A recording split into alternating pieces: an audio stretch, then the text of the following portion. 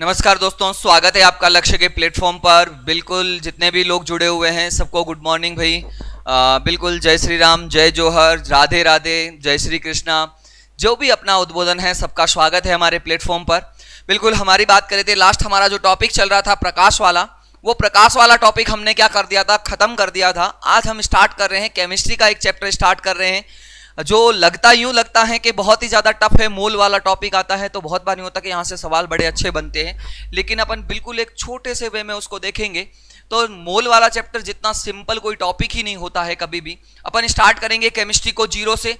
जितने भी लोग जुड़े हुए हैं फटाफट वीडियो को लाइक कर देना, शेयर कर देना ज़्यादा से ज़्यादा लोगों तक। हम बात करने वाले हैं केमिस्ट्री की, बात करने वाले हैं, यानी किसकी बात करने वाले हैं, हम रसायन विज्ञान की बात करने वाले हैं। तो देखो, जब कभी भी हम रसायन विज्ञान की बात करते हैं, केमिस्ट्री के बारे में जब कभी हम बात करते हैं, तो रसायन विज्ञान के अंदर जो अध्ययन किया जाता है, रसायन विज्ञान के अंदर किसका अध्ययन किया जाता है, मैटर का अध्ययन किया जाता है, द्रव्य का अध्ययन किया जाता है। और इसी द्रव्य को क्या कह दिया जाता है, पदार्थ कहते हैं हम। यानी रसायन विज्ञान के अंदर बिल्कुल ये टॉपिक आपके सबसे कॉमन टॉपिक होता है केमिस्ट्री का, हर एग्जाम के अंदर आता है।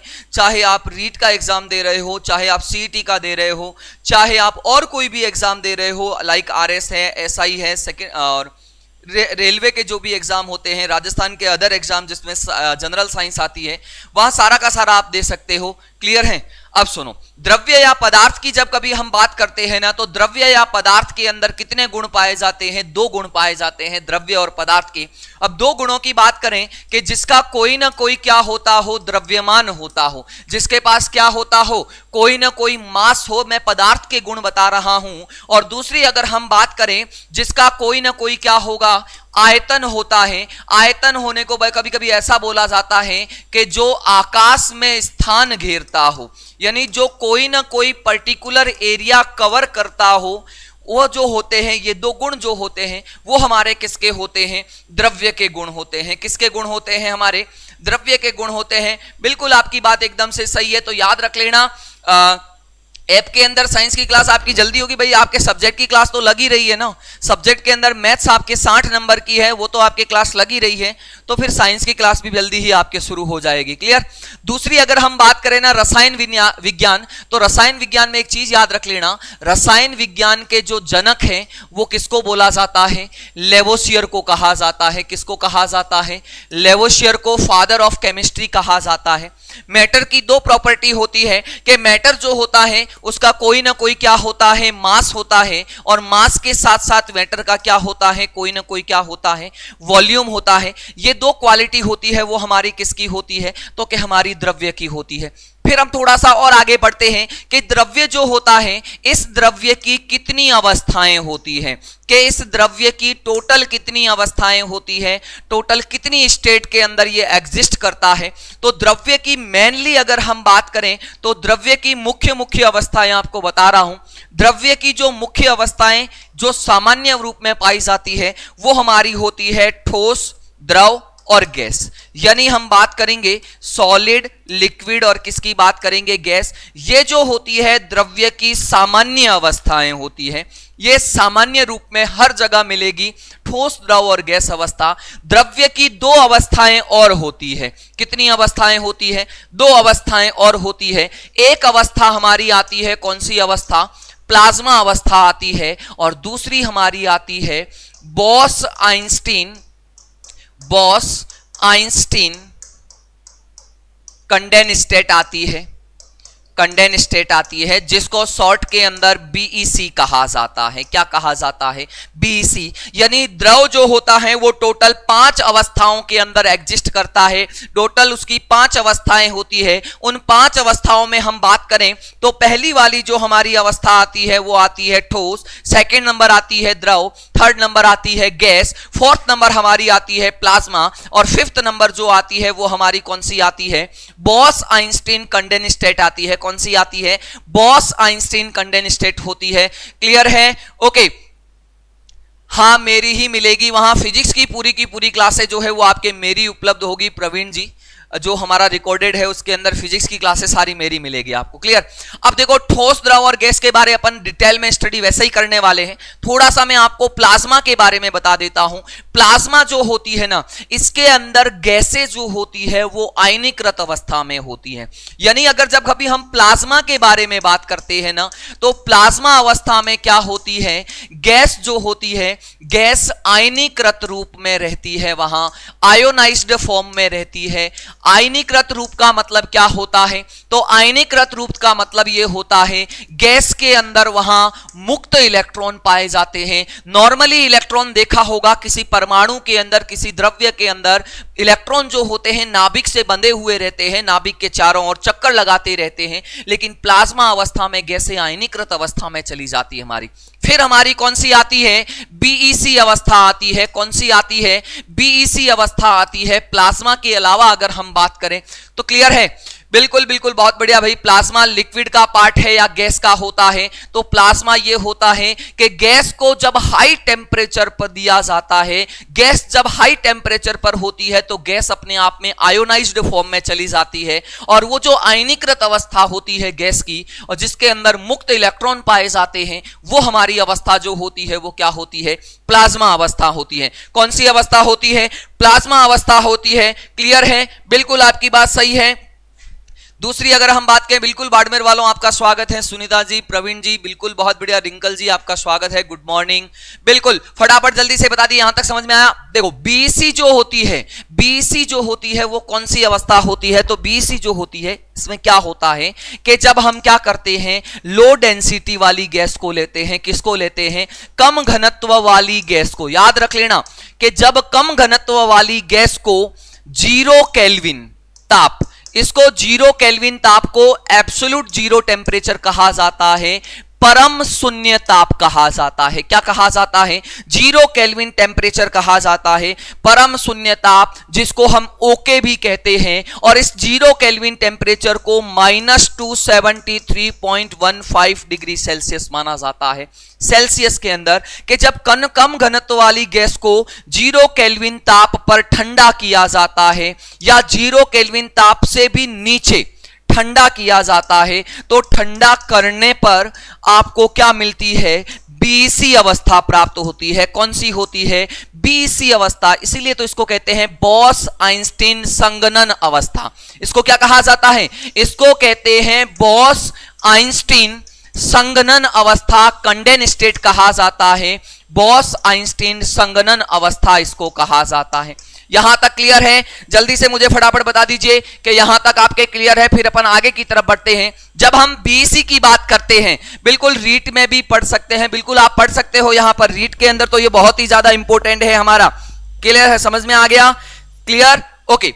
दूसरी अगर हम बात करें यहां पे बीईसी की, अगर हम बात करें तो बीईसी की खोज जो है वो कितने वैज्ञानिकों ने मिलकर की थी? तो कि बीईसी की जो खोज है वो हमारे 3 वैज्ञानिकों ने मिलकर की थी। एक कौन आता है वहां पर? एरिक कॉर्नेल आता है। कौन आता है हमारा?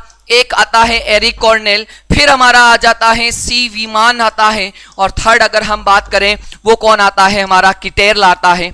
ये 3 वैज्ञानिक हैं, इन्होंने बीईसी की खोज की थी, और इसी खोज के कारण इनको क्या दिया गया था? नोबेल प्राइज दिया गया था। क्या दिया गया था इनको? Nobel prize. इनको नोबेल प्राइज मिला था, इसलिए थोड़ा सा ध्यान रख लेना।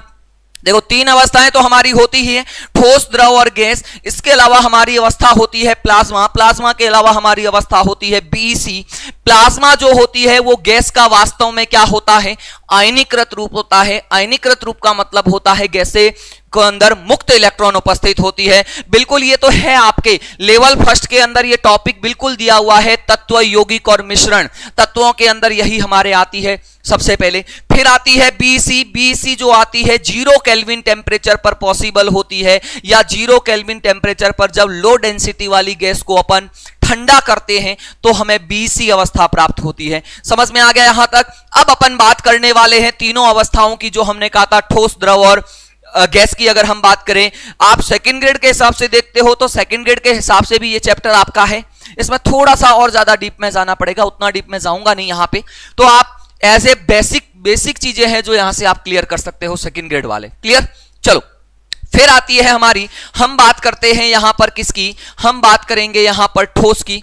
ठोस के अलावा हम तीनों अवस्थाएं देखेंगे यहां पे। हम देखेंगे यहां पर ठोस अवस्था, ठोस के अलावा हम यहां पर देखेंगे लिक्विड स्टेट, और लिक्विड के अलावा हम थर्ड स्टेट जो यहां देखेंगे वो हमारी कौन सी होती है, गैस। जल्दी से मुझे फटाफट बता दीजिए थंब करके, तीनों प्लाज्मा और बीसी आपको समझ में आ गई है, क्लियर है? बिल्कुल। अब हम बात करते हैं इन तीनों की, और इन तीनों की हम देखेंगे यहां पर गुणों के आधार पर, प्रॉपर्टी के आधार पर। तो सबसे पहला आता है यहां पर आकार, कि क्या ठोस का आकार नियत होता है, फिक्स होता है, क्या द्रव का होता है। तो आप जानते हो ठोस है, ठोस का आकार हमेशा क्या रहता है, फिक्स रहता है। ठोस का आकार हमेशा क्या रहता है, निश्चित रहता है, फिक्स रहता है ठोस का आकार। क्या द्रव का आकार फिक्स रहता है? नहीं रहता है भाई साहब। अगर ये पानी की अगर मैं बात करूं, ये पानी जब बोतल में है तो इसका आकार बोतल के जैसा होता है। इसी पानी को अगर मैं किसी मग के अंदर ट्रांसफर कर दूं, मग के अंदर डाल दूं, तो इस पानी का आकार किसके बराबर हो जाएगा, उस मग के आकार के जैसा हो जाएगा। इसलिए हम कहते हैं द्रव का जो आकार होता है वो हमेशा क्या रहता है, अनिश्चित रहता है, फिक्स नहीं रहता है। और गैसें तो आप जानते हो जहां मर्जी आए वहां फैल जाती है, इसलिए गैसों का आकार तो ऑलरेडी हमारा क्या रहता है, वहां पे अनिश्चित रहता है। क्लियर है, समझ में आ गया? ये क्लास डेली चल रही है भाई, लगातार 21 दिन, आज 22वां दिन है संदीप जी, ये डेली चल रही है, 11 से 12 चल रही है। क्लियर है? दूसरी अगर हम बात करें, आकार के बाद सेकंड नंबर आता है आयतन। क्या आता है? आकार के बाद सेकंड नंबर आता है आयतन। और आयतन की अगर हम बात करूं, जैसे ये फोन है, ये फोन अगर मेरे हाथ में है तो इसकी लंबाई, चौड़ाई, मोटाई वही की वही रहेगी, और यही फोन अगर आपके हाथ में चला जाए तो इसका आकार भी वही का वही रहेगा, और इसका आयतन भी क्या रहेगा, वही का वही रहेगा। तो ठोस जो होता है ना, उस ठोस का आकार भी फिक्स होता है और आयतन भी फिक्स होता है। बात आती है द्रव की, तो देखो द्रव की हमने कहा आकार तो फिक्स नहीं है, लेकिन अगर इस बोतल में 1 लीटर पानी है, कितना है, 1 लीटर है इसका वॉल्यूम है पानी का, और अगर 1 लीटर पानी में अगर बाल्टी में डालूं तो आकार बाल्टी के जैसा होगा, और पानी का आयतन चेंज होगा क्या? नहीं। क्या 1 लीटर से 2 लीटर हो जाएगा पानी जब मैं बाल्टी में डालूंगा? तो कि नहीं होगा भाई। इसका मतलब यह हो गया कि जो हमारा द्रव होता है, उस द्रव का आयतन जो होता है वो तो फिक्स होता है, लेकिन आकार जो होता है वो फिक्स नहीं होता है हमारा। और गैसों के लिए तो कुछ भी फिक्स नहीं होता है, न तो आकार फिक्स होता है और न ही क्या होता है, आयतन फिक्स होता है। तीसरी अगर हम यहां पर बात करें तो तीसरा यहां आता है कणों के बीच दूरी। किसकी आती है? कि कणों के बीच में जो इसके मॉलिक्यूल्स होते हैं, जो इसके पार्टिकल्स होते हैं, उन पार्टिकल्स के बीच में डिस्टेंस कितनी होती है। बिल्कुल पूनम जी, अर्चना जी, तनु जी, स्वागत है आपका, गुड मॉर्निंग भाई आप सभी को। बिल्कुल समझ में आ गया यहां तक। अब सुनो कि जब हम ठोसों के बारे में देखते हैं तो ठोसों के लिए मैं आपको यहां एक डायग्राम बना रहा हूं, आपको समझ में आ जाएगा। तीनों के लिए डायग्राम यहां पर बना रहा हूं। ठोस, द्रव और गैस के लिए इनमें जो कणों की व्यवस्था होती है, ठोसों के अंदर कण कुछ ऐसे रहते हैं, ठोसों के अंदर कण इस तरह से रहते हैं, बिल्कुल एक दूसरे के पास पास रहते हैं कण। और जब एक दूसरे के बिल्कुल पास रहेंगे तो कणों के बीच की दूरी हम यूं कह सकते हैं, कणों के बीच की दूरी यहां पर आपको क्या मिलेगी, मिनिमम मिलेगी, न्यूनतम मिलेगी आपको कणों के बीच की दूरी। क्लियर है? दूसरी अगर हम बात करें यहां पे, द्रव में ऐसा देखा जाता है कणों के बीच में कुछ क्या होती है, हमारी दूरी होती है। क्लियर? तीसरी आती है गैस, और गैसों में कणों के बीच में दूरी बहुत ही क्या होती है, ज्यादा। यानी कणों के बीच की दूरी सॉलिड के अंदर मिनिमम रहेगी, लेकिन अगर हम बात करें किसके अंदर, तो कि हम बात करें किसके अंदर, गैस में, तो वहां पर मैक्सिमम मिलेगी। द्रव के अंदर क्या होगी, तो कि द्रवों में ठोसों से ज्यादा मिलेगी, ठोस से ज्यादा मिलेगी, बट गैसों से क्या होगी, लेकिन गैसों से कम मिलेगी। क्लियर है? कहने का मतलब है ये द्रव जो होते हैं, द्रव एक ठोस और गैस के बीच की कंडीशन होती है, हमारी बीच की अवस्था होती है। किसके लिए? तो कि कणों के बीच की दूरी। याद रख लेना, कणों के बीच की दूरी सबसे कम हमारी रहेगी ठोस, फिर उससे ज्यादा रहेगी द्रव, और सबसे ज्यादा कहां रहेगी, गैसों के बीच में रहेगी। फिर बात आती है कणों के बीच में जो अट्रैक्शन फोर्स लगता है, कणों के बीच में जो आकर्षण बल लगता है, वो कैसा होगा। तो आप जानते हो जब कण पास पास रहेंगे ना, तो वहां पर आकर्षण बल क्या रहता है, मैक्सिमम रहता है। और थोड़े दूर हो गए तो आकर्षण बल कमजोर हो गया, और ज्यादा दूर हो गए तो आकर्षण बल और भी क्या हो गया, हमारा कम रह गया। यानी हम बात करें ठोसों में आकर्षण बल अधिकतम रहेगा क्योंकि कणों के बीच की दूरी न्यूनतम रहती है। गैसों में आकर्षण बल मिनिमम रहेगा क्योंकि कणों के बीच की दूरी मैक्सिमम रहती है। क्लियर है? बिल्कुल, बहुत बढ़िया भाई अर्चना जी। तीसरी और सुनो, यहां पे कंप्रेसिबिलिटी की बात कर रहा हूं मैं, के संपीड्यता की बात कर रहा हूं। संपीड्यता का मतलब क्या होता है कि जब कण पास पास हैं तो क्या आप इनको संपीड़ित कर सकते हो, क्या आप इनको दबा सकते हो क्या? तो नॉर्मली बोला जाता है कि ठोसों में कणों के बीच की दूरी ऑलरेडी क्या रहती है, बहुत ही कम, नगण्य रहती है। इसलिए इनकी जो संपीड्यता होती है ना, वो मिनिमम रहती है या नेग्लिजिबल रहती है। क्लियर है? समझ में आ गया? दूसरी अगर हम बात करें द्रवों में, द्रवों के अंदर थोड़ी बहुत संपीड्यता रहेगी। फिर बात आती है गैसों में, तो कि गैसों में संपीड्यता क्या रहेगी, मैक्सिमम रहती है हमारी। क्या रहती है? मैक्सिमम रहती है। तो हम बात करने वाले हैं आगे वाली, इसी के अंदर हम बात करने वाले हैं ठोस, द्रव और गैस की हम यहां पर बात करने वाले हैं। हम यहां पर बात कर रहे थे किसके बारे में, ठोस के बारे में। यहां हम बात कर रहे थे द्रव के बारे में, यहां गैस के बारे में।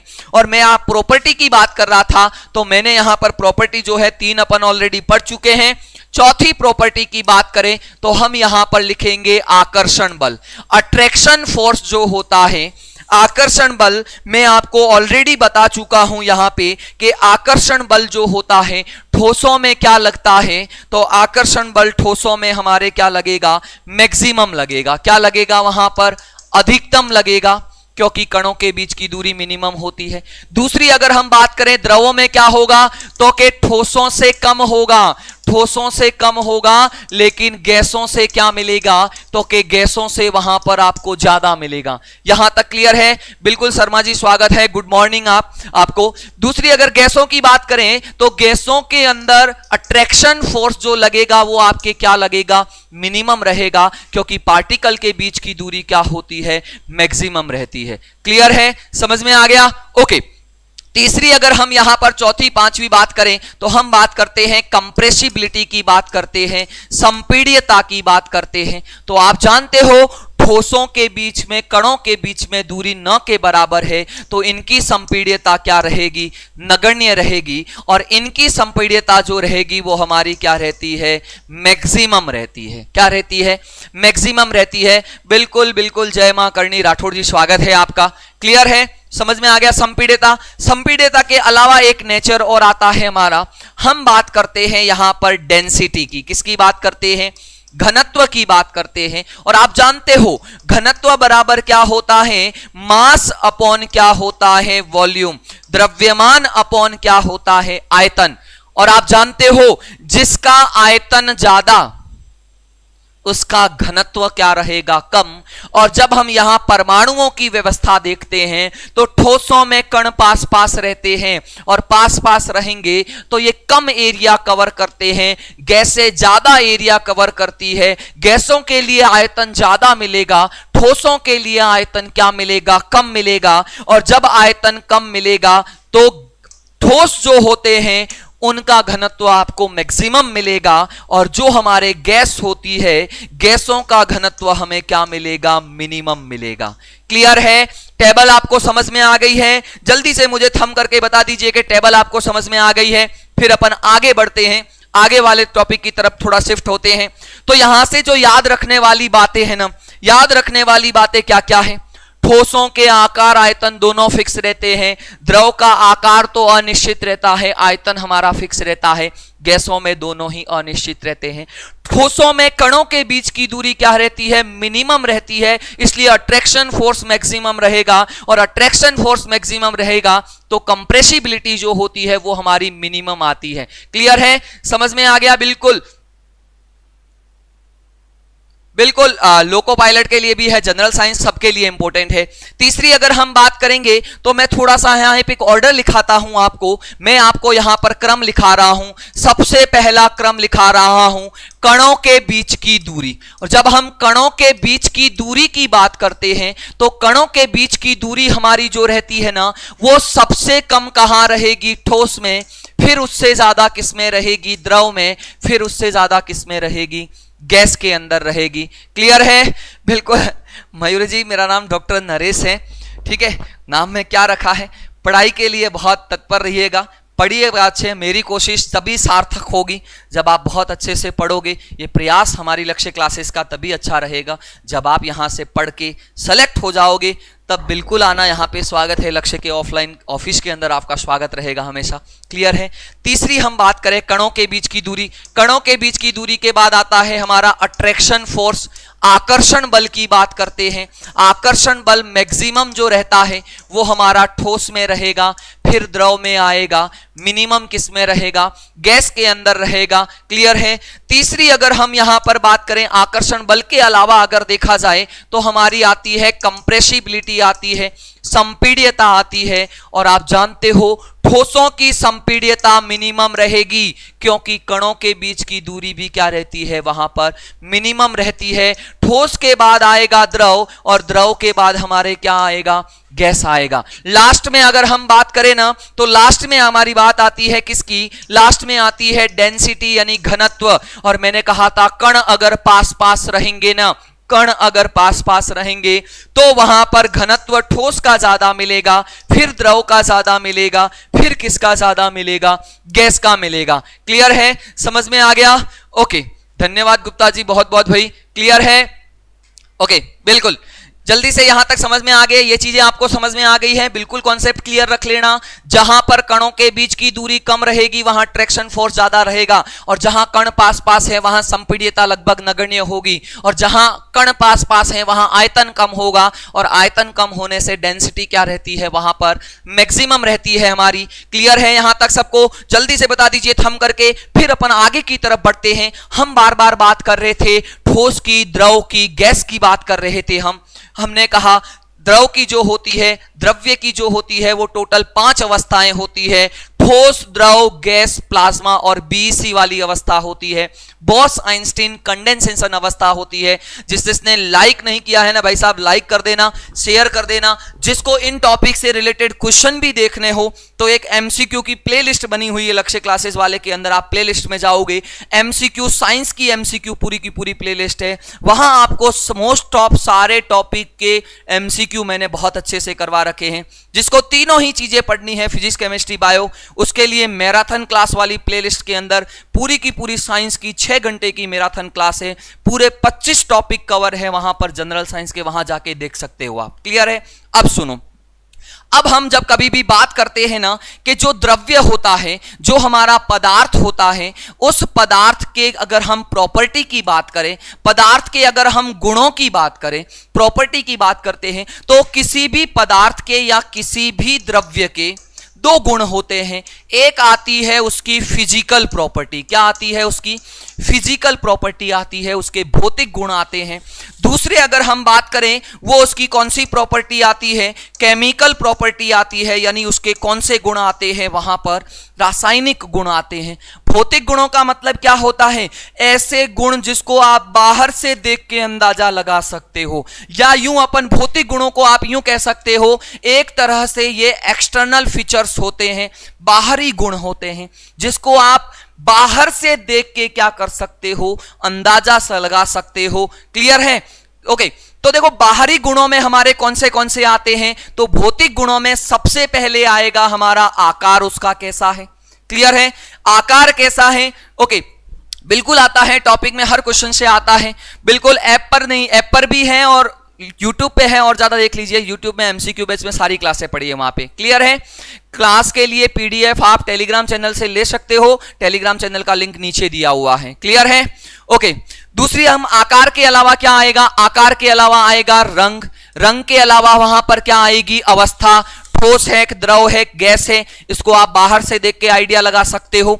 अवस्था के अलावा क्या आ जाएगा वहां पर? रंग, रंग के अलावा क्या आ जाएगी? गंध, गंध के अलावा वहां पर क्या आता है? बॉइलिंग पॉइंट आता है हमारा, क्वथनांक आता है। क्वथनांक के अलावा वहां पर क्या आएगा? गलनांक वाला गुण है, वो भी भौतिक गुण है। इसके अलावा क्या आता है? टेम्परेचर, टेम्परेचर के अलावा क्या आता है? डेंसिटी। ऐसे बहुत सारे गुण होते हैं जो पदार्थ के कौन से गुण होते हैं? भौतिक गुण होते हैं। बिल्कुल ये क्लास सिंह जी ये क्लास लोको पायलट नहीं, आप भारत के कोई भी एग्जाम दे दो जिसके अंदर जनरल साइंस आती है ना, जनरल साइंस, उसके लिए ये इंपॉर्टेंट है आपकी क्लास। क्लियर है? बिल्कुल है, लोको पायलट के लिए है। दूसरी अगर हम बात करें रासायनिक गुण, रासायनिक गुण जो होते हैं ना, ये इंटरनल फीचर्स होते हैं या यूं कहें आंतरिक गुण होते हैं। जब तक आप उस पदार्थ के तह तक नहीं जाओगे, उस पदार्थ के आंतरिक गुणों की जब हम बात करते हैं तो एक तो आता है उसका केमिकल कंपोजिशन, क्या आता है? रासायनिक संगठन आता है। ये रासायनिक संगठन जो होता है वो क्या होता है? उसका रासायनिक गुण होता है। इसके अलावा अगर हम बात करें वहां पर उसमें तत्वों की प्रतिशत मात्रा, उसमें तत्वों की प्रतिशत मात्रा है या उसके अंदर कौन से तत्व मिले हैं वो भी उसकी कौन सी फीचर होती है, तो वो उसका कौन सा गुण होता है? रासायनिक गुण होता है। क्या होता है? उसका रासायनिक गुण होता है। तो ये जो होता है ना, ये हमारा वास्तव में कौन सा होते हैं? पदार्थ के दो गुण हैं जो हमने पढ़ा है। फिजिकल प्रॉपर्टी होती है, दूसरी हमारी कौन सी होती है? केमिकल प्रॉपर्टी होती है। क्लियर है? ये हमारे दोनों के दोनों गुण हैं। क्लियर? समझ में आ गया? थम करके बता दीजिएगा। अब हम बात करते हैं कि जब हम पदार्थ की अवस्था का परिवर्तन करते हैं, पदार्थ की अवस्थाएं मेनली हम यहां पर 3 लेंगे। क्लियर है? बिल्कुल, बहुत बहुत धन्यवाद शर्मा जी। तो देखो अगर हम जब कभी पदार्थ की बात करते हैं ना, तो पदार्थ के अंदर कौन आएगा? ठोस। ठोस के अलावा हम बात करते हैं कौन आएगी? द्रव। और द्रव के अलावा कौन सी अवस्था आती है? हमारी गैस अवस्था आती है। जब हम बात करते हैं कि ठोस को जब हम टेम्परेचर देते हैं, सुन लेना, ठोस को जब गर्म किया जाता है, जो और गर्म करोगे तो क्या कोई रुकेगा कभी? क्या गर्म करते ही उसकी गति होगी। तो सुनना मेरी बात, जब अपन ने यहां पर पढ़ा था कि ठोसों में कण पास पास रहते हैं, द्रव में थोड़ा दूर रहते हैं, गैस में और ज्यादा दूर रहते हैं। मैंने कहा ठोस को गर्म करो और गर्म करते ही उसके पास एनर्जी आएगी। क्या आएगी? ऊर्जा आएगी। और ऊर्जा आते ही कण दूर दूर हो जाएंगे, दूर दूर जाएंगे। और जो ही वो दूर जाएंगे तो ठोस किस में चेंज हो जाएगा? द्रव में। द्रव को आपने और ज्यादा गर्म किया, द्रव के कण और ज्यादा दूर हो गए, और कण जब और ज्यादा दूर हो जाएंगे तो वो द्रव से किस में चले जाएंगे? गैस में चले जाएंगे। ऐसे अवस्था परिवर्तन होता है कि जब आप ऊर्जा दोगे, जब आप टेम्परेचर दोगे तो कणों के पास ऊर्जा जाएगी, कणों की गति होगी, और गति होने से कण दूर दूर चले जाते हैं। तो दूर दूर जाने से क्या हुआ भाई? तो कि दूर दूर जाने से ठोस जो है ना वो हमारा किस में बदल गया? तो कि ठोस जो है वो किसके अंदर बदल गया है? द्रव के अंदर। ठोस किसके अंदर बदला है? गर्म करने पर ठोस द्रव के अंदर बदला है। द्रव को गर्म करोगे तो द्रव किस में बदल जाएगा? गैस में बदल जाएगा। अब उल्टा करो काम। उल्टा क्या? गैस को ठंडा करो तो गैस किस में बदल जाएगी? द्रव के अंदर बदल जाएगी।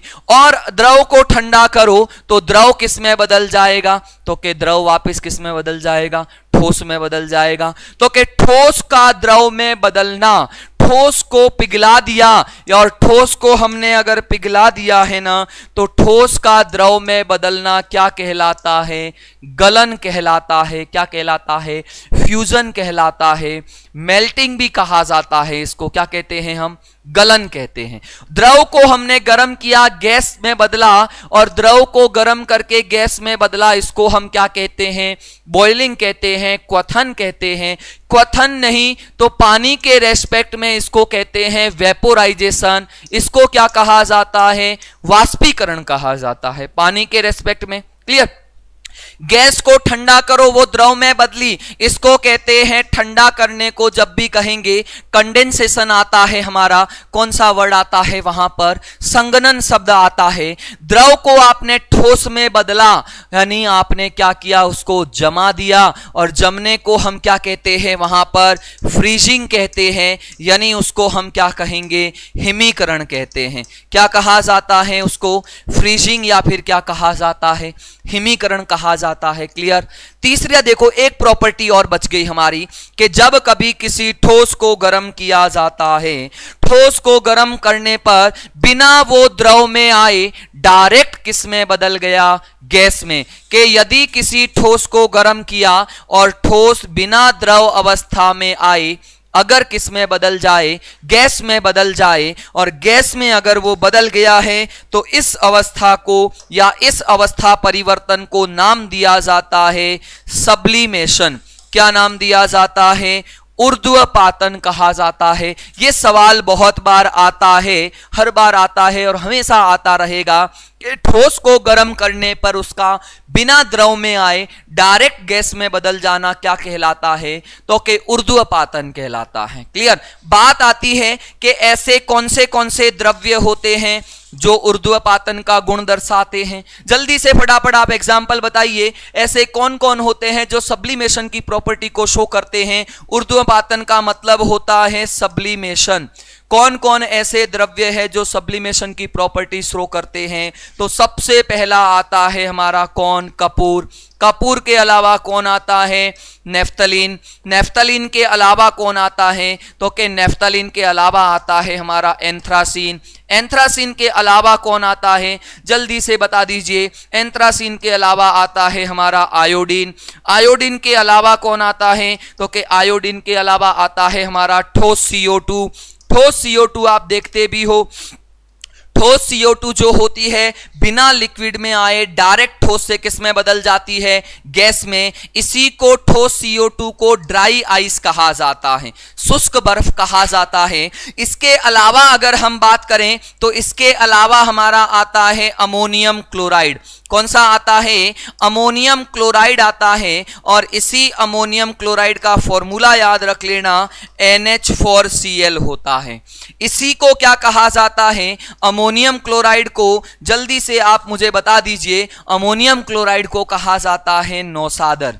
क्या कहा जाता है? नौसादर कहा जाता है। ये सारे के सारे द्रव्य जो होते हैं ना, वो हमारे किसको शो करते हैं? तो सब्लिमेशन की प्रॉपर्टी को शो करते हैं। किसको शो करते हैं? सब्लिमेशन की प्रॉपर्टी को शो करते हैं हमारे कपूर है, नेफ्थलीन है, एंथ्रासीन है, आयोडीन है, ड्राई आइस है, अमोनियम क्लोराइड है जिसको हम नौसादर कहते हैं। ये सारे के सारे हमारे जो होते हैं। क्लियर है? गैस को हाई प्रेशर देने से वो लिक्विड में बिल्कुल होती है compressed natural gas CNG। CNG की बात करें ना तो CNG का मतलब क्या है? Compressed natural gas. जो नेचुरल गैस होती है उसको हाई टेम्परेचर पर अगर आप कंप्रेस्ड करते हो तो वो लिक्विड स्टेट में आती है, बिल्कुल आती है लिक्विड स्टेट के अंदर। क्लियर है? अब सुनो, दो तीन वर्ड आते हैं। ठोस जिस टेम्परेचर पर द्रव में बदलता है वो उसका क्या कहलाता है? गलनांक कहलाता है। और द्रव जिस टेम्परेचर पर गैस में बदलता है वो उसका क्या कहलाता है? क्वथनांक कहलाता है। और द्रव जिस टेम्परेचर पर ठोस में बदल जाता है वो उसका हिमांक कहलाता है, फ्रीजिंग पॉइंट कहलाता है, जमाव बिंदु कहलाता है। क्लियर है? तो हमारी ये थी अवस्थाएं और ये हमारा था अवस्थाओं में क्या था? परिवर्तन था। क्या था हमारा? अवस्थाओं में परिवर्तन था। थम करके बता दीजिए, यहां तक क्लियर है? फिर अपन आगे की तरफ बढ़ते हैं। अब हम बात करने वाले हैं किसके बारे में? पदार्थ के बारे में बात करने वाले हैं। किसके बारे में बात करने वाले हैं? द्रव्य के बारे में। किसके बारे में? द्रव्य के बारे में। देखो, जो द्रव्य होता है ना, उस द्रव्य की दो अवस्थाएं होती है मेनली। द्रव्य की प्रकार की बात करें ना तो वहां पर अवस्थाएं तो अपन पढ़ चुके हैं, टोटल 5 है। यहां पर हम बात करेंगे कि द्रव शुद्ध है या अशुद्ध है। तो या तो द्रव आपको क्या मिलेगा? शुद्ध अवस्था में मिलेगा, प्योर फॉर्म में मिलेगा, शुद्ध अवस्था के अंदर मिलेगा। या फिर हम बात करें वो आपको किस में मिलेगा? इम्प्योर फॉर्म में मिलेगा, अशुद्ध अवस्था के अंदर मिलेगा। क्लियर? या तो द्रव के अंदर द्रव के कणों के अलावा कुछ भी नहीं है तो वो उसकी प्योर फॉर्म होती है, प्योरेस्ट फॉर्म होती है। बिल्कुल भगवान जी, स्वागत है आपका। और एक आती है हमारी इम्प्योर फॉर्म आती है जिसके अंदर क्या होता है? द्रव के कणों के अलावा और भी वहां पर अलग अलग तरह के पदार्थ भी मिक्स होते हैं वहां पे। तो सुनो भाई कि जब हम शुद्ध अवस्था की बात करते हैं ना तो शुद्ध अवस्था के अंदर द्रव एक होता है किसके रूप में? तत्व के रूप में। तत्व की बात करते हैं तो ये एलिमेंट के रूप में आएगा और तत्व के रूप में नहीं होगा तो वो किसके रूप में मिलेगा आपको? कंपाउंड की फॉर्म में मिलेगा, यौगिक के रूप में मिलेगा। क्लियर? मिलेगा तत्व। अब बात आती है कि तत्व और यौगिक में क्या फर्क होता है। क्लियर है? कि तत्व और यौगिक के अंदर क्या अंतर होता है, तो सुन लेना भाई कि तत्व की जब हम बात करें ना, तो तत्व का मतलब होता है एक ही प्रकार के परमाणु। जब एक ही प्रकार के बहुत सारे परमाणु आपस में मिल जाएंगे ना, तो वो हमारा क्या बनेगा, वहां पे तत्व बनेगा। क्लियर है? तत्व की बात करें, जब एक ही प्रकार के परमाणु होंगे, और इन तत्वों को अपन आगे जाके पढ़ेंगे, इन तत्वों को वापस कितने पार्ट में डिवाइड किया जाता है, 3 पार्ट के अंदर डिवाइड किया जाता है। एक आती है हमारी मेटल, एक आती है हमारी नॉन मेटल, और एक आती है हमारी मेटेलॉइड यानी उपधातु आती है। इनको फिजिकल प्रॉपर्टी के बेसिस पे, केमिकल प्रॉपर्टी के बेसिस पे एलिमेंट को हम वापस डिवाइड कर लेते हैं धातु, अधातु और उपधातु। धातुएं मेनली सॉलिड में पाई जाती है, एक अपवाद स्वरूप मरकरी होती है, पढ़ेंगे अपन आगे अलग से धातु, अधातु, उपधातु। अधातु जो होती है सॉलिड, लिक्विड, गैस तीनों में पाई जाती है। धातुओं में चमक होती है, अधातुओं में चमक देखने को नहीं मिलती है, और जिसमें दोनों की प्रॉपर्टी होती है उसको हम कहते हैं मेटेलॉइड, यानी उसको हम क्या कहते हैं, उपधातु कहते हैं। क्लियर है? बिल्कुल बिल्कुल समान प्रकार के परमाणु होते हैं जिसमें आपस में कोई क्रिया नहीं होती, बहुत बिल्कुल बात है। यौगिक की बात करेंगे ना, तो यौगिक में क्या होता है, एक से अधिक प्रकार के तत्व, एक से अधिक प्रकार के तत्व जो होते हैं, एक से अधिक प्रकार के जो एलिमेंट होते हैं, वो मिलके हमारे क्या बनाते हैं, यौगिक का निर्माण करते हैं। क्लियर है? बिल्कुल वही बात है आपकी। अब बात आती है अशुद्ध अवस्था, कि जो हमारा द्रव होता है, उस द्रव की अगर हम अशुद्ध अवस्था की बात करें, तो उस द्रव की अशुद्ध अवस्था जो आती है वो हमारी किस में आती है, मिश्रण में आती है। मिश्रण का मतलब क्या होता है, जब 2 या 2 से अधिक प्रकार के कंपाउंड को आपस में मिला दिया जाए। क्लियर है? समझ में आ गया? ओके, तो हम यहां करेंगे मिश्रण। मिश्रण का मतलब होता है यौगिकों से मिलकर बने होते हैं। मिश्रण किससे मिलकर बने होते हैं, तो के कंपाउंड से मिलकर बने होते हैं। कौन? मिश्रण जो होते हैं। क्लियर? दूसरी हम बात करें, ये जो मिश्रण होते हैं ना, इन मिक्सचर को हम वापस कितने पार्ट में डिवाइड करते हैं, तो इन मिक्सचर को हम वापस 2 पार्ट में डिवाइड करते हैं। एक हमारा आता है समांगी मिश्रण, कौन सा आता है, होमोजीनस मिक्सचर कहा जाता है, और दूसरा आता है हमारा विषमांगी मिश्रण, हेट्रोजीनस मिक्सचर आता है, विषमांगी मिश्रण आता है।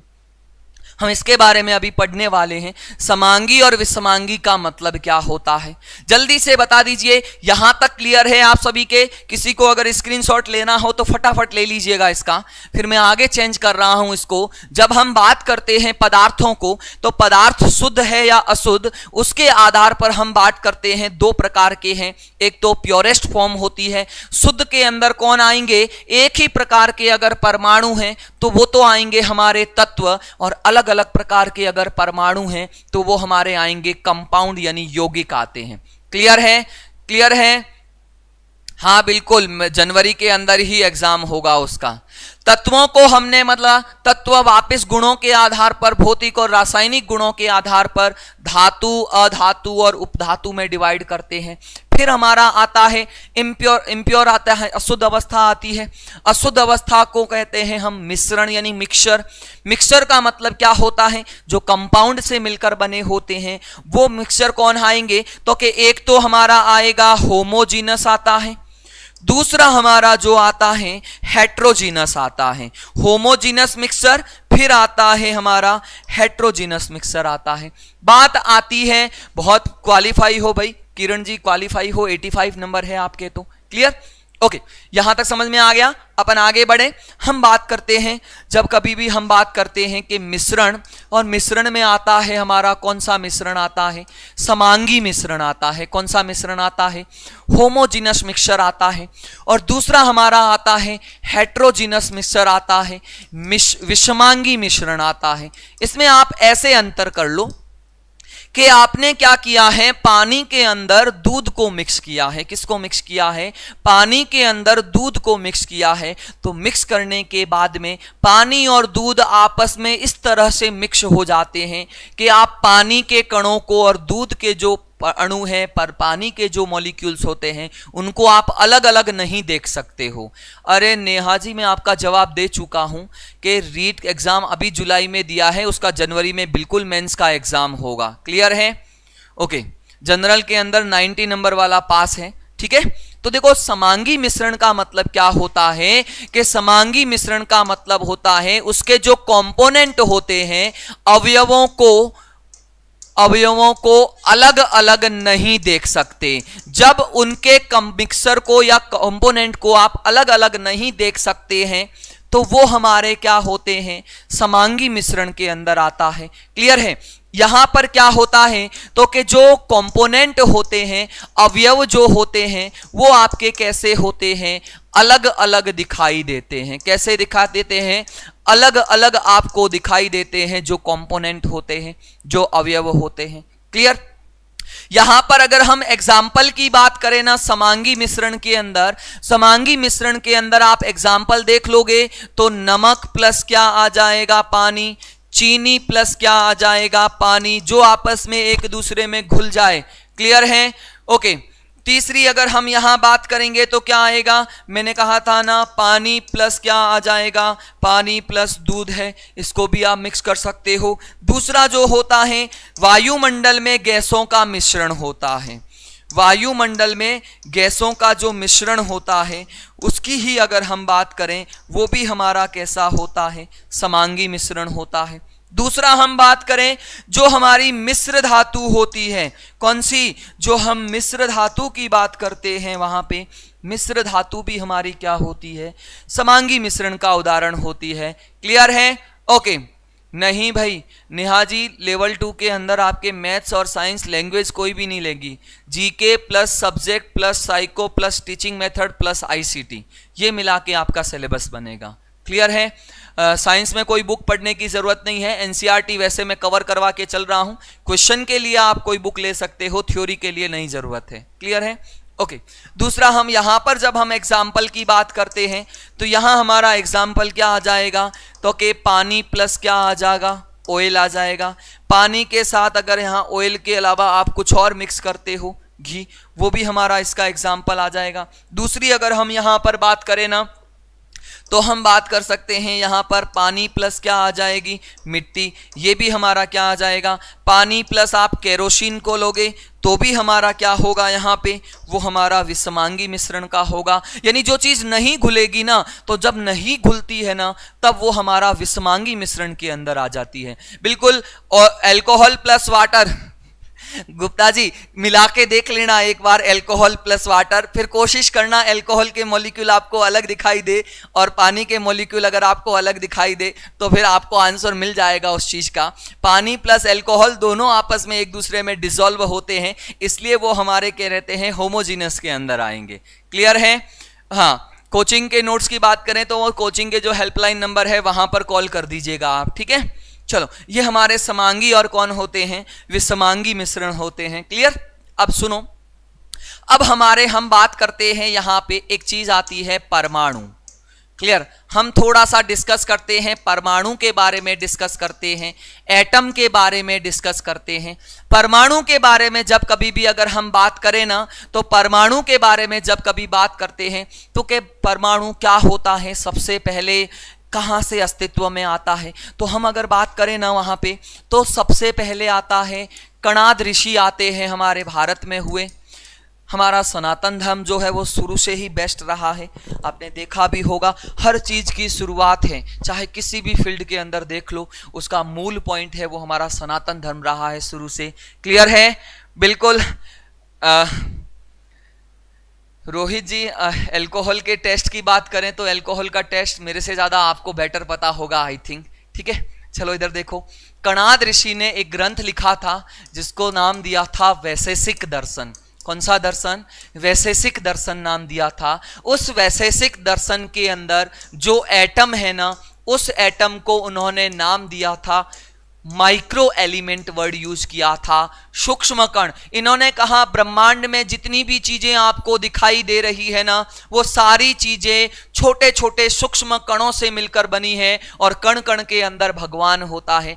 यानी कहने का मतलब क्या हुआ कि दुनिया की छोटी से छोटी जो चीज है ना, वहां अगर हम बात करें उसको बोला जाता है परमाणु। किसी पदार्थ की छोटी से छोटी अवस्था या छोटे से छोटा भाग जो होता है। क्लियर है? बिल्कुल श्वेता जी, आपकी भी मेहनत उसमें बहुत थी, इसलिए एक भी क्वेश्चन वहां पर जो है वो हमारा क्या है, गलत नहीं हुआ है। ठीक है, दूसरी अगर हम बात करें ना, परमाणु जो होता है ना, परमाणु का मतलब क्या होता है, तो कि परमाणु का मतलब होता है किसी पदार्थ का सूक्ष्मतम अविभाज्य भाग। सूक्ष्मतम अविभाज्य कण जो होता है, सबसे छोटा और नॉन डिवाइडेबल पार्ट जो होता है, वो हमारा कौन सा होता है, परमाणु होता है। क्लियर है? समझ में आ गया? दूसरी अगर हम बात करें यहां पे कि जो परमाणु होता है, उस परमाणु के बारे में सबसे पहले जो है वैज्ञानिक आधार किसने दिया, तो जो सबसे पहले हम कभी बात करते हैं कि परमाणु का वैज्ञानिक आधार, तो सबसे पहले जॉन डाल्टन के द्वारा दिया गया था। परमाणु को एज ए साइंटिफिकली किसी ने अगर डिफाइन किया था, तो वो डिफाइन किया था हमारे डाल्टन ने, जॉन डाल्टन ने। क्लियर है? बिल्कुल, बहुत बढ़िया भाई। ये क्लास निरंतर चल तो रही है, 22 दिन हो गए लगातार चल ही रही है। 20 में जीके राखी वाले दिन छुट्टियां हुई थी, बाकी नहीं होती है। संडे को नहीं चलती है, बाकी डेली 11 से 12 चलती है। क्लियर है? वैज्ञानिक आधार जो हुआ वो किसने दिया था, डाल्टन ने दिया था। इस डाल्टन के बाद बहुत सारे वैज्ञानिक आते हैं। डाल्टन के बाद थॉमसन भी आता है, थॉमसन के बाद वहां पर रदरफोर्ड आएगा, रदरफोर्ड के बाद हमारा जो आएगा बोर भी आएगा, बोर के अलावा हमारे सोमरफील्ड भी आते हैं, सोमरफील्ड के अलावा श्रोडिंगर भी आते हैं। बहुत सारे साइंटिस्ट आते हैं और धीरे धीरे हमारा पूरा का पूरा एक परमाणु का मॉडल बनता है। क्लियर है? ओके, जीके लिए कौन सा बैच, जीके के लिए आप ऐसा कर लीजिए, live batch, live from classroom, वो बेस्ट रहेगा आपका। क्लियर है? लाइव फ्रॉम क्लासरूम बेस्ट रहेगा हमारा। हम जब कभी परमाणु की बात करते हैं ना, तो परमाणु के बारे में बहुत सारे वैज्ञानिक आते हैं, सब अपने अलग अलग तरीके से डिफाइन करते हैं। तो सबसे पहले हमारे कौन आता है, डाल्टन। कौन आता है? डाल्टन आता है। डाल्टन इसको अपने तरीके से डिफाइन करते हैं। डाल्टन जो है, पहले तो वही एक बात बोलेंगे, डाल्टन कहता है परमाणु जो होता है, डाल्टन क्या कहते हैं, परमाणु जो होता है सूक्ष्मतम अविभाज्य कण जो होता है, यानी सबसे ज्यादा अगर बात करें वो हमारा वास्तव में कौन होता है, परमाणु होता है। दूसरा वो क्या कहता है कि जितने भी कण जो होते हैं, जितने भी पदार्थ होते हैं ना हमारे, वो पदार्थ सारे के सारे परमाणुओं से मिलकर बने हैं, और वो परमाणु जो होते हैं वो समान भी हो सकते हैं, असमान भी हो सकते हैं। वो क्या कहता है कि पदार्थ जो होते हैं वो समान या असमान परमाणुओं से मिलकर बने होते हैं। समान या असमान एटम से मिलकर बने हैं, परमाणुओं से मिलकर बने हैं। कौन? तो कि हमारे जो होते हैं पदार्थ होते हैं। तीसरी अगर हम बात करें कि परमाणु, देखो परमाणु को अगर और अच्छे से डिफाइन करें ना, तो ये तो आप बोलते हो नॉर्मल डेफिनेशन है। परमाणु का मतलब ये होता है किसी पदार्थ का ऐसा भाग जिसका स्वतंत्र अस्तित्व संभव नहीं होता है, और जो क्रियाओं के अंदर, रासायनिक अभिक्रियाओं के अंदर भाग लेता है, वो हमारा क्या होता है, परमाणु होता है। क्या होता है? परमाणु होता है जो जिसका स्वतंत्र अस्तित्व संभव नहीं होता है, जो रासायनिक अभिक्रियाओं के अंदर भाग रहता है। क्लियर है? बिल्कुल पूरा होगा लाइव फ्रॉम क्लासरूम के अंदर, आपका पूरा का पूरा जैसे ऑफलाइन आप पढ़ते हो ना, वैसे के वैसे वहां पर होगा। तीसरी अगर मैं बात करूं, लक्ष्य क्लासेस के द्वारा एक कल घोषणा की गई थी, बहुत ही ऐतिहासिक घोषणा की गई थी हमारे आनंद सर के द्वारा। 365 दिन, 365, 365 डेज, 365 टेस्ट, यानी हर दिन आप एक टेस्ट दे सकते हो, पूरा का पूरा एक जनरल सामान्य ज्ञान का पूरा एक पेपर होता है ऐप के ऊपर। सुबह 6 बजे से लेकर शाम को 6 बजे तक, इन 12 घंटों की ड्यूरेशन के दौरान हर दिन आप पेपर दे सकते हो। और जितने लोगों ने पेपर दिया है ना, उन लोगों के बीच आप अपनी रैंक को एनालिसिस कर सकते हो, आपकी तैयारी को परख सकते हो। क्लियर है? दूसरी अगर हम बात करें यहां पे, क्लियर, दूसरी अगर हम बात करें, डाल्टन है। डाल्टन ने इतना बोला था कि सारे के सारे परमाणु जो होते हैं वो छोटे से छोटा भाग होता है। पदार्थ जितने भी होते हैं समान या असमान परमाणुओं से मिलकर बने होते हैं। लेकिन डाल्टन से जब बहुत सारे सवाल किए जाते हैं, एक सिंपल सा सवाल बोलूं कि परमाणु के एग्जिस्टेंस को डाल्टन नहीं समझाता है, परमाणु का अस्तित्व कैसा होता है, परमाणु के अंदर जो फिजिकल और केमिकल प्रॉपर्टी जो होती है ना हमारी, कौन सी भौतिक और रासायनिक गुण होते हैं। कि अगर मैं बात करूं कि तांबे का तार होता है वो भी परमाणु से मिलकर बना होता है। ये पेन आप जो देख रहे हो ये भी परमाणुओं से मिलकर बना होता है, लेकिन तांबे का तार चालक होता है, लेकिन ये जो पेन है वो आपको कुचालक है। जब दोनों ही परमाणु से बने हैं तो फिर इनके गुणों में अंतर कैसे आया? तो डाल्टन इस चीज को एक्सप्लेन नहीं कर पाते हैं। और जब डाल्टन इस चीज को एक्सप्लेन नहीं कर पाते हैं तो डाल्टन का मॉडल जो होता है वो क्या हो जाता है? फेल हो जाता है। और जब डाल्टन का मॉडल फेल हो जाता है, सीधी सी बात है, तो एक नया मॉडल आता है जिसको हम कहते हैं थॉमसन का परमाणु मॉडल। क्या कहेंगे हम? थॉमसन का परमाणु मॉडल कहा जाता है। एटॉमिक मॉडल ऑफ थॉमसन की बात करते हैं। इसी थॉमसन के परमाणु मॉडल को क्या कहा जाता है? प्लम पुडिंग मॉडल कहा जाता है। क्या कहा जाता है? प्लम पुडिंग मॉडल कहा जाता है।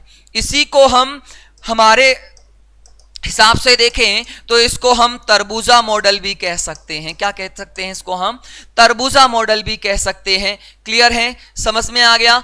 आपके सामने नंबर दिखे हैं ऑनलाइन लक्ष्य क्लासेस के हेल्पलाइन नंबर, वहां पे कॉल करके पूछ सकते हो कितने का है कितने का नहीं है। क्लियर है? बिल्कुल बिल्कुल बृष किशोर जी, स्वागत है आपका, एनी टाइम स्वागत है। क्लियर?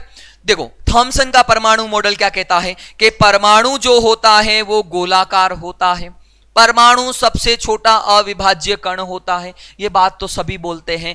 फिर थॉमसन इसमें थोड़ा सा चेंज करता है। थॉमसन क्या कहता है कि परमाणु में जो धनावेशित भाग होता है, परमाणु में जो धनावेशित भाग होता है वो पूरे परमाणु में फैला रहता है। धनावेशित भाग पूरे परमाणु में इक्वल रूप से फैला रहता है। कौन सा भाग? धनावेशित भाग फैला रहता है। पॉजिटिवली पार्ट जो होता है वो फैला रहता है। फिर वो एक चीज नई और ऐड करता है, इस परमाणु में धनावेशित भाग के बीच बीच के अंदर इलेक्ट्रॉन पाए जाते हैं। यानी धनावेशित भाग संपूर्ण परमाणु में फैला, इलेक्ट्रॉन कहीं बीच बीच के अंदर रहता है। क्लियर? तो अब यहां से वही बात है, आप जैसे अगर हम बात करते हो ना, जैसे तरबूजा है, तरबूजा में जो रेड वाला जो पार्ट होता है ना, वो तो हमारा जो रहता है वो धनावेशित भाग है। बीच में जो उसके बीज दिखाई देते हैं आपको काले काले, वो आपके क्या है? इलेक्ट्रॉन है। इसलिए इसको तरबूजा मॉडल के इक्वल मान सकते हो। तो फिर वही बात है, इन्होंने यही बात बोल दी कि धनावेशित भाग है और बीच में कौन है? ऋणावेशित। तो फिर भाई साहब थॉमसन से एक सवाल किया गया। सवाल क्या किया गया कि भाई धनावेशित और ऋणावेशित एक साथ बैठे हैं एक ही जगह पर, और अगर आग और पेट्रोल एक साथ रखे जाए तो 100% धमाका होगा, यानी अस्तित्व क्या हो गया? खत्म। यानी थॉमसन का परमाणु मॉडल जो होता है ना, वो परमाणु के एग्जिस्टेंस को नहीं समझा पाता है, परमाणु के अस्तित्व को नहीं समझाता है, परमाणु के स्थायित्व को नहीं समझाता है। इसलिए थॉमसन का परमाणु मॉडल भी क्या हो जाता है? फेल हो जाता है। और भाई साहब जब थॉमसन फेल हो जाते हैं ना, फिर आते हैं कौन? हमारे रदरफोर्ड आते हैं। कौन आते हैं? रदरफोर्ड आते हैं। और रदरफोर्ड मॉडल देने से पहले वो क्या करते हैं? एक प्रयोग करते हैं, एक एक्सपेरिमेंट करते हैं, और उस प्रयोग का नाम बड़ा फेमस है। उसको क्या कहा जाता है? उसको कहा जाता है अल्फा कण प्रकीर्णन प्रयोग। अल्फा कण प्रकीर्णन प्रयोग, या इसी को क्या कहा जाता है? स्वर्ण पत्र प्रयोग कहा जाता है।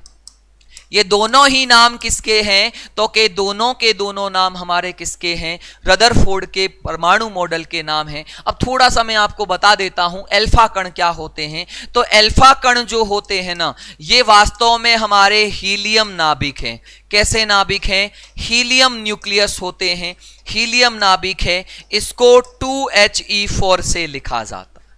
दूसरा, ये अल्फा कण होते हैं। ये अल्फा कण वास्तव में कैसे होते हैं?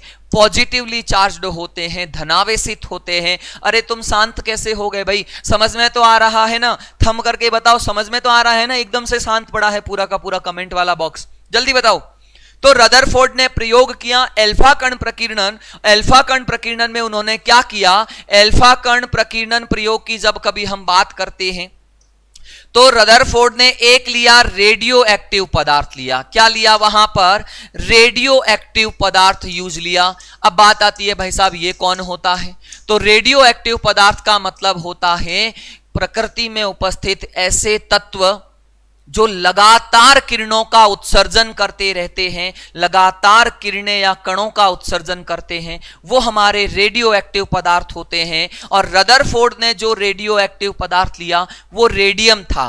क्लियर है? वो क्या है? बिल्कुल नोट्स बनाओ भाई साथ साथ में। रेडियम था और इस रेडियम के द्वारा जो रेडियो एक्टिव पदार्थ होते हैं, इन रेडियो एक्टिव पदार्थों के द्वारा 3 तरह के पार्टिकल इमिट किए जाते हैं, 3 तरह के कण उत्सर्जित होते हैं, अल्फा, बीटा और गामा।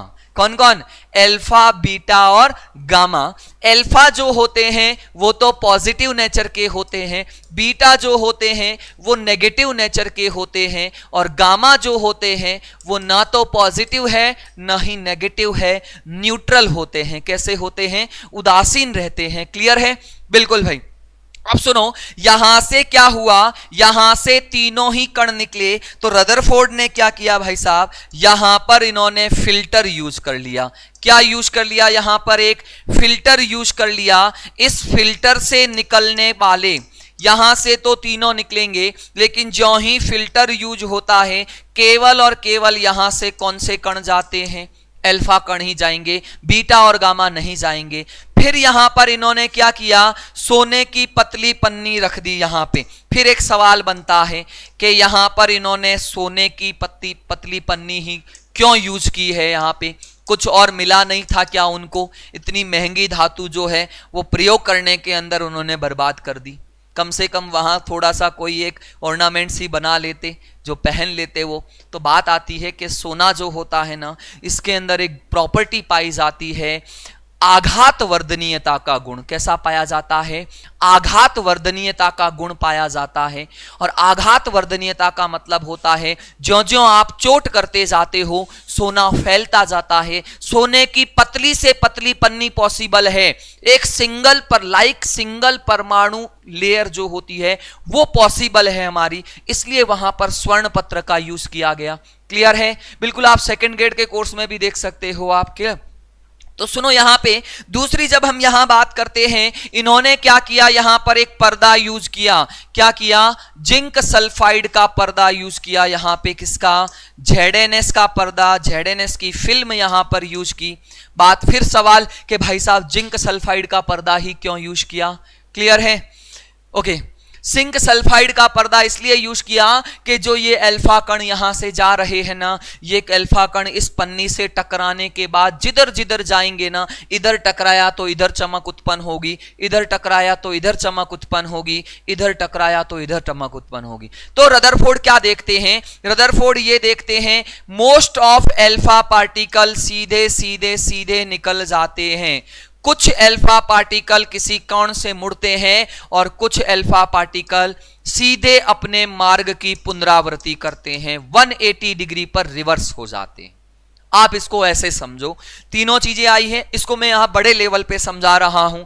ये जैसे परमाणु हैं, तो रदरफोर्ड ने ज्यों ही यहां पर क्या किया? ज्यों ही अल्फा कणों की बौछार की रदरफोर्ड ने, उसको क्या देखने को मिला? रदरफोर्ड को यहां पे ये कहा कि अधिकांश अल्फा कण सीधे सीधे निकल गए, मोस्ट ऑफ अल्फा पार्टिकल सीधे निकल गए। तो रदरफोर्ड के दिमाग में आया कि जब कोई रास्ते में आया ही नहीं होगा ना, तभी तो सीधे निकले। अगर रास्ते में आया होगा ना, तो 100% वो मुड़ते। फिर रदरफोर्ड ने थोड़ी देर बाद क्या देखा, थोड़ी देर बाद वो देखते हैं कि कुछ अल्फा पार्टिकल जो होते हैं वो किसी कोण से विचलित हो जाते हैं। अब उसके दिमाग की घंटी बजी कि ये विचलन हुआ है, मतलब इनके रास्ते में कोई ऐसा आया है जो इसको दूर धकेल रहा था, और दूर धकेल रहा था मतलब अल्फा कण तो पॉजिटिव है, तो पॉजिटिव वाले को दूर धकेलने का काम केवल और केवल पॉजिटिव वाला ही कर सकता है। तो रदरफोर्ड के दिमाग में आया कि हो न हो परमाणु के सेंटर में कोई न कोई बहुत ही छोटी जगह पर कौन बैठा है, पॉजिटिव चार्ज वाला बैठा है, और इस पॉजिटिव चार्ज वाले को रदरफोर्ड ने क्या नाम दिया, नाभिक नाम दिया। इसको बोला जाता है न्यूक्लियस। तो नाभिक की खोज होती है यहां से। नाभिक की खोज किसके द्वारा की गई, रदरफोर्ड के द्वारा, और नाभिक पर चार्ज कैसा होता है, पॉजिटिव। फिर रदरफोर्ड क्या देखता है, और रदरफोर्ड ने यह देखा इसमें से 20,000 में से एक कण ऐसा होता है, अल्फा कण 20,000 में से, जो अपने मार्ग की पुनरावृत्ति करता है। क्या करता है, पुनरावृत्ति करता है। तो रदरफोर्ड को 100% कंफर्म हो गया कि कोई हो ना हो नाभिक के परमाणु के सेंटर में 100% वहां पर कौन बैठा है, पॉजिटिव चार्ज वाला बैठा है। क्लियर है। रदरफोर्ड ने जब ये वाली घटना देखी थी ना कि कण टकराए बिना वापस लौट आ रहा है, रदरफोर्ड ने कहा कि भाई इसको देख के ऐसा लग रहा है कि तोप से निकला हुआ गोला कागज की पतली पन्नी से टकराकर, समझना, तोप से निकला हुआ गोला कागज की पतली पन्नी से टकराकर तोप, जहां तोप खड़ी है या जो तोप छोड़ने वाला है उसी पर आकर गिर गया। इतना ज्यादा वो अचंभित रह गए थे इसको देखकर, क्योंकि कागज, ये जो स्वर्ण पत्र था, इतना पतला पन्ना था, और जो अल्फा पार्टिकल होते हैं उनके पास बहुत ज्यादा एनर्जी होती है, और नाभिक ने उसको फिर भी प्रतिकर्षित कर दिया। इसका मतलब जो सेंटर में बैठा है ना, वो वास्तव में शक्तिशाली है कोई ना कोई। तो रदरफोर्ड ने इन सब के आधार पर, अपने प्रयोग के आधार पर मॉडल दिया एक, और उसको कहते हैं रदरफोर्ड मॉडल। कौन सा मॉडल कहते हैं, रदरफोर्ड का परमाणु मॉडल कहते हैं। इसी को सोलर मॉडल कहा जाता है। क्या कहा जाता है, सौर मॉडल या सोलर मॉडल कहा जाता है। क्लियर। जो उसने देखा था उसी के आधार पर यह मॉडल दिया था। पहला उसने क्या देखा, फर्स्ट चीज रदरफोर्ड ने यह देखी थी कि परमाणु में जितने भी अल्फा कण जा रहे थे बिना मुड़े जा रहे हैं। तो पहला डिसीजन उनका निकला कि परमाणु का अधिकांश भाग जो होता है, most of part of atom जो होता है, वो कैसा रहता है, रिक्त रहता है, खाली रहता है। क्लियर। दूसरी बात वो क्या कहते हैं कि परमाणु के केंद्र में, या यूं कहें परमाणु का जो द्रव्यमान है, परमाणु का द्रव्यमान कहां रहता है, उसके सेंटर के अंदर रहता है, केंद्र के अंदर रहता है। और इसी केंद्र को उन्होंने क्या नाम दिया, न्यूक्लियस नाम दिया। और नाभिक जो है वो वास्तव में कैसे होते हैं, पॉजिटिवली चार्ज्ड होते हैं, धनावेशित होते हैं। क्लियर है, समझ में आ गया यहां तक। अब सुनो, जब उन्होंने ये बातें तो इन्होंने प्रयोग के आधार पर बोली थी। तीसरी बात सुनना कि जब हम आकार की बात करते हैं, साइज की बात करते हैं, तो दो साइज निकल के आती है यहां से। एक तो आएगा हमारा किसका आकार, परमाणु का आकार आएगा, और परमाणु का आकार जो आता है वो हमारा आता है एंगस्ट्रॉम ऑर्डर का होता है, यानी 10 की पावर -10 मीटर ऑर्डर का रहता है। दूसरा आता है हमारा कौन सा, नाभिक का आकार, और नाभिक का आकार रहता है फर्मी मीटर कोटि का। किसका होता है, फर्मी मीटर। फर्मी मीटर मतलब 10 की पावर -15 मीटर होते हैं। क्लियर। और देखो ये सारी बातें इन्होंने प्रयोग के आधार पर बोली थी, लेकिन एक बात रदरफोर्ड ने अपने मन से बोल दी थी। और आप जानते हो मन की बातें बड़ी खतरनाक होती है अक्सर, और यही बात रदरफोर्ड को सबसे बड़ी कमी बनती है आगे जाके। तो रदरफोर्ड ने बिना एक्सपेरिमेंट मन के जो बात बोली थी, इन्होंने कहा था इलेक्ट्रॉन नाभिक के चारों ओर, इलेक्ट्रॉन नाभिक के चारों ओर वृत्ताकार पथ पर गति करते हैं। किस पथ पर, वृत्ताकार पथ पर गति करते हैं। ये बात किसने बोली थी, रदरफोर्ड ने बोली थी, अपने मन से बोली थी। और मन से अगर बोली है ना, तो वहां अगर हम बात करें तो मन से बोली बात है, आगे जाके अपन देखेंगे यही बात रदरफोर्ड की सबसे बड़ी कमी बन जाती है, वहां पर उसका सबसे बड़ा ड्रॉबैक बन जाता है हमारा। क्लियर है? बिल्कुल। बाकी इसकी कमियां जो हैं वो अपन कल पढ़ेंगे, बोर मॉडल थोड़ा अपन कल देखेंगे, क्वांटम संख्याओं के बारे में ये चीजें अपन कल पढ़ने वाले हैं। और बिल्कुल आज की क्लास कैसी लगी आपको कमेंट के द्वारा जरूर बताइएगा। बाद में क्लास के बाद में आप कमेंट कर सकते हो, कोई भी सवाल आपका मैं नहीं ले पाया हूं वो भी आप कमेंट में डाल सकते हो। मिलते हैं कल अपन इसके आगे वाले पार्ट के लिए, कल सेम हमारे 11 बजे बिल्कुल क्लास। बहुत धन्यवाद आप सभी का। जय हिंद।